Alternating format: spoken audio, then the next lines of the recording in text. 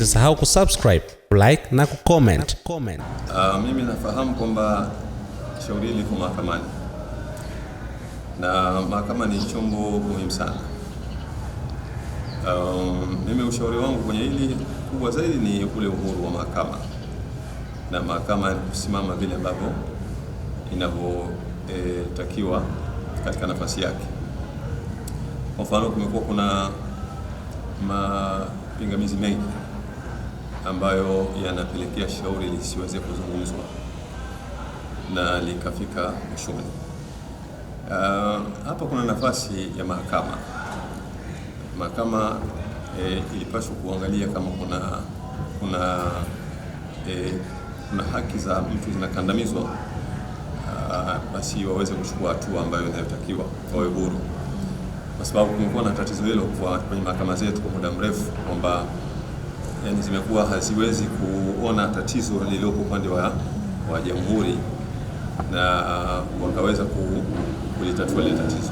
Mara nyingi tunakwenda mahakamani, alafu upande wa jamhuri unazuia wakati hata dhamana, kwamba mtu asipewe dhamana, na upande wa jamhuri na upande wa mahakama unakubaliana. Lakini pia nafika mahala kwamba upande wa jamhuri wanatakiwa walete ushahidi, wanakuwa hawalete ushahidi, na hiyo inachukua muda mrefu sana, na matokeo yake inakuwa ina gharama kwa yule mtuhumiwa. Anakaa ndani, ndio tunaona watu wanakaa ndani mpaka miaka 5, miaka 10, lakini kwa madai ambayo ya upungufu au kasoro zilizopo kwenye wa jamhuri. Sasa ni maeneo ambayo mahakama inatakiwa jitokeze kuhakikisha kwamba haki inatendeka. Mimi nilikuwa na shauri kwenye swala hili, yani shauri lizungumzwe ili haki itendeke.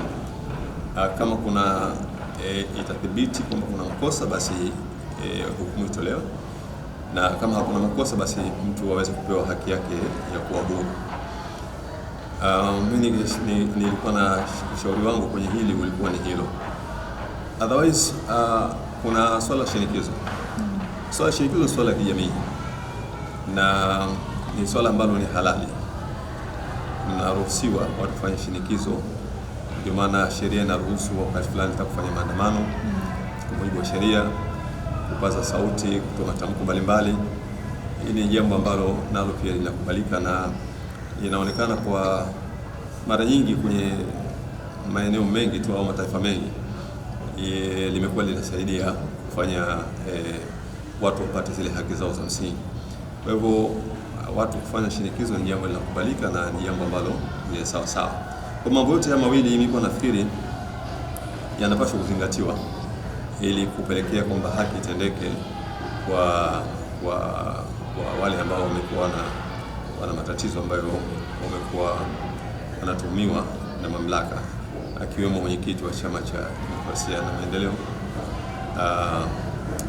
Mheshimiwa Tundu Lissu. Ili kwa wa kwanza kupata habari zetu, tafadhali usisahau kusubscribe, like na kucomment.